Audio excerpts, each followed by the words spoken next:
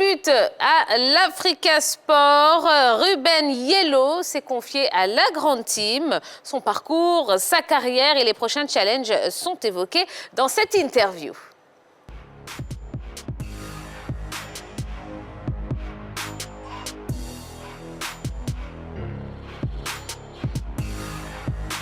Salut, moi c'est Ruben Lévy Yellow, gardien des buts Africa Sport d'Abidjan. Bon, il faut dire que mon parcours, j'ai commencé à l'Institut de football Eumont Richard, en Imbo Ifé, du côté de Port-Boulle 1. C'est là-bas que tout a commencé. J'étais dans le centre de formation, gardien des buts. C'est là que j'ai commencé la formation. Et par la suite, j'ai rejoint l'équipe A, qui en ce temps jouait la Ligue 2. J'ai rejoint l'équipe A, j'ai fait un bon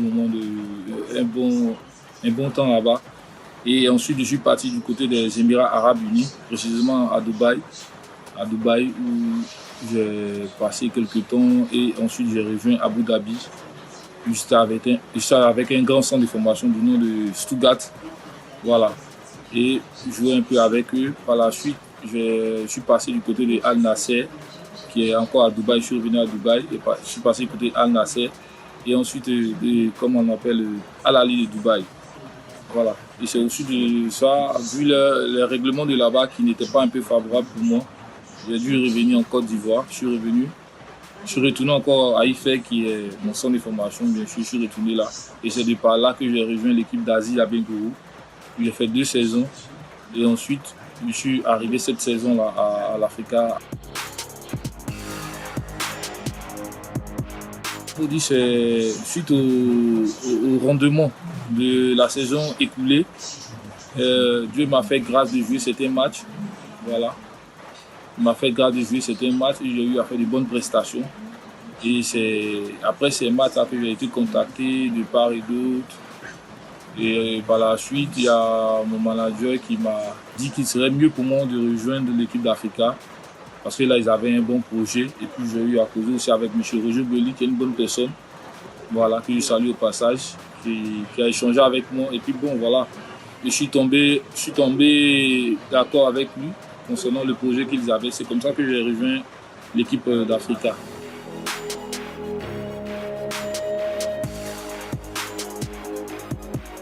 Oui, j'ai fait partie de l'équipe qui a joué contre la SEC au stade de Bimpe. J'étais le gardien de but, c'est moi qui ai joué ce match. Le sentiment, il faut dire que j'étais content. J'étais content pour la belle expérience.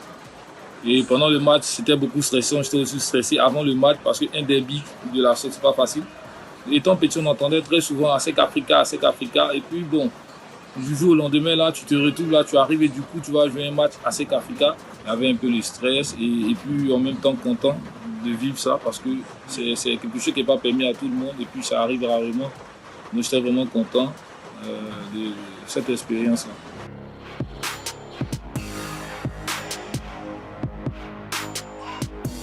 Mon intégration à l'Africa, ça se passe très bien. Nous sommes un groupe de jeunes joueurs et la plupart nous sommes rencontrés dans des clubs différents. Nous sommes croisés avant dans certains clubs et pour d'autres, nous nous sommes connus au quartier. Les entraîneurs aussi, j'ai connu d'autres avant. Donc ça fait que mon intégration est vraiment facile. C'est pas compliqué, c'est vraiment très facile. Ça se passe très bien là-bas. On m'a bien accueilli et tout le monde est sympa en tout cas. Tout le monde est sympa et vraiment ça se passe très bien.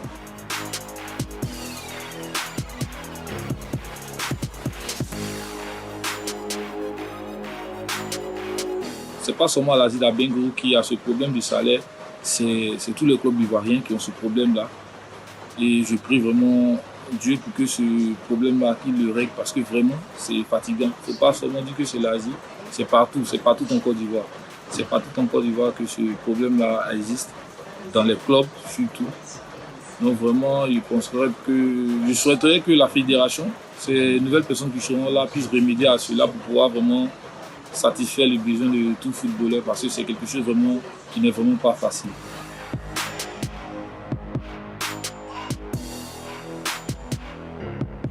C'est vraiment pas facile, mais on essaie de faire fi de tout ça parce que les problèmes, ça ne finit jamais. Dans tous les clubs, il y a les problèmes. Seulement qu'à l'Africa, c'est différent parce que voilà, il y a 2 clubs, comme on le dit, comme on le voit surtout, 2 clubs. Donc c'est vraiment pas facile. Mais nous sommes Africa. Pour dire que l'Africa, c'est l'Africa. Il n'y a pas Africa Bailly, il n'y a pas Africa Vagba. L'Africa, c'est l'Africa. Voilà, on espère bien. Et on sait bien que, en fin de compte, quand ce problème-là sera résolu, ce problème de la fédération sera résolu, il y aura un seul club qui va participer au championnat. Il y aura un seul Africa, au moins, qui va participer. Et donc, on s'entraîne sans toutefois penser à cela. Ce problème-là, c'est au niveau des dirigeants. Je pense qu'ils vont accorder les violons. Et puis bon, on sera tous heureux à la longue.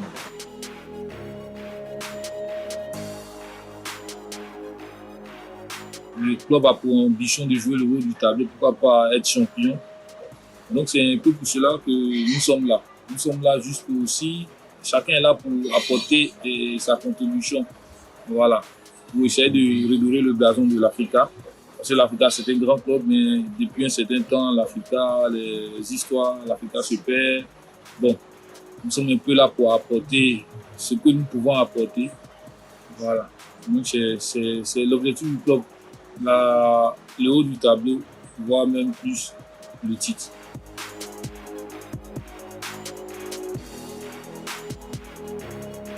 Comme tout joueur en Côte d'Ivoire, c'est de gravir les échelons, aller de l'avant.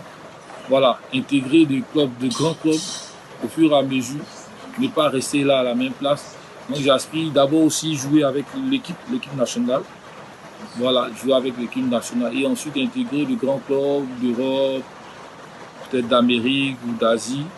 Pourquoi pas même au Real Madrid, comme c'est mon club de rêve, donc pourquoi pas. Donc ce sont là mes ambitions.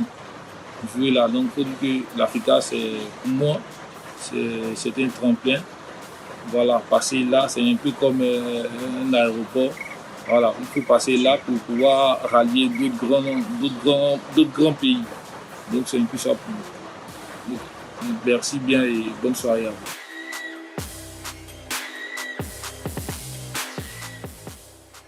Eh bien non, c'est nous qui remercions Ruben Yellow d'avoir accepté de s'exprimer pour la grande team. Alors, qu'est-ce que vous pensez de l'évolution de ce gardien qui est aujourd'hui titulaire de l'Africa après la blessure de Mohamed Bané? Il fait petit à petit son trou. Un garçon qui a été transféré de ici à Oasis à l'Africa Sport d'Abidjan. Sa première sortie, si ma mémoire est bonne, bon, la plus remarquable. L'Asie, excusez-moi, j'ai dit, c'est Aziz Dabengourou. J'avais l'esprit plutôt du côté de la région de nos frères BT.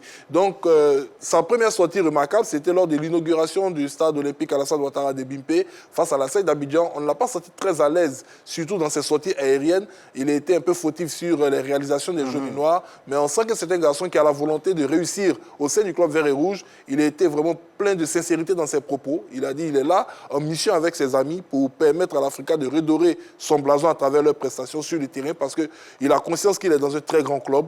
Je pense que déjà, c'est une première source de motivation et c'est à encourager. On sait que l'Africa a une véritable culture des gardiens de but et Ruben Yellow peut énormément apprendre au niveau du club vert et rouge et pourquoi pas devenir le successeur. On sait qu'il y a beaucoup qui sont déjà dans l'antichambre. Pourquoi pas l'un des successeurs de notre ami Bobo Sylvain. Ouais, ils sont nombreux. Il y a Eliezer.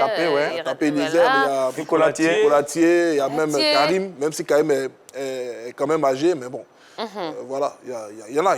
Il y a du monde, ça bouchonne un petit peu. En tout cas, j'apprécie le fait que ce soit quelqu'un d'ambitieux, ça aide dans une carrière, et surtout quelqu'un qui porte un regard lucide sur le championnat ivoirien. Il a dit tout à l'heure en ce qui concerne les salaires que ça concernait l'ensemble des clubs, donc c'est quelqu'un de lucide et d'ambitieux. Il a un très bon physique, on l'a vu, je veux dire, face au match face à la SEC Mimosa lors de la rencontre inaugurale du stade de Bempe. Il s'était vraiment loupé, il avait fait des sorties hasardeuses. L'Africa avait perdu ce match face aux jaunes noirs. Et puis quand même derrière, il a une lourde responsabilité parce que l'Africa Sport d'Abidjan et les gardiens de but, c'est une longue et belle histoire. Joseph Antoine Bell, Guaméné Alain, Tizier Jean-Jacques, Brice Samba, Zadio Talin il n'y a pas longtemps. Et lui, il est là. Agassa, oui. Et lui, il est là, derrière un peu le Bané qui est blessé, mais qui lui est un formidable gardien. Bon, il a sa chance. Maintenant, c'est à lui de travailler parce qu'à l'Africa, il y a la pression. L'Africa a une histoire. C'est un club qui très souvent met un peu les joueurs en difficulté, eu égard donc à la pression. Mais bon, est-ce que c'est ça qu'il avait cloué un peu face à la SEC Mimosa à EBMP il n'y a pas longtemps. Bon, dans tous les cas, c'est un bon jeune gardien. On a le temps de le voir. On espère que la saison va démarrer pour qu'on le voit véritablement avec cette équipe de l'Africa Sport d'Abidjan. C'était le symbole de l'Asie d'Abengourou. Avec lui, l'Asie encaissait moins de buts. Il arrive à l'Africa. Je pense qu'il est en train de progresser dans cette dynamique-là. Mais après, je pense qu'il doit être plus costaud. Il doit enchaîner de bonnes performances, surtout pour garder ses cages au niveau de l'Africa. Ça bouge beaucoup souvent au niveau de l'Africa. Je pense que s'il est constant, qu'il travaille, qu'il progresse, s'il est costaud, il pourra tout simplement un jour être en sélection, peut-être U23, et puis pourquoi pas un jour avec la sélection A. Alors, il l'a dit hein, dans cet élément vidéo, l'Africa Sport veut jouer les premiers rôles la saison prochaine. Est-ce que l'Africa en a les moyens, honnêtement? Balo? Oui, parce que c'est une équipe qui s'est créée la surprise. On l'a vu lors du Classico la saison dernière.